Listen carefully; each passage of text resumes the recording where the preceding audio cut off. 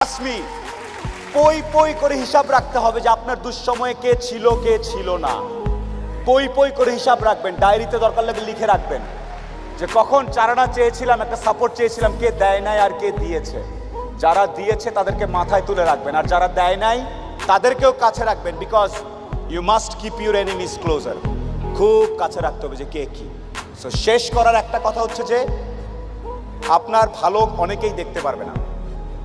মানুষজন কখনোই যত টাকাই হোক, যত ক্ষমতাশালী হোক, দিন শেষে একলা।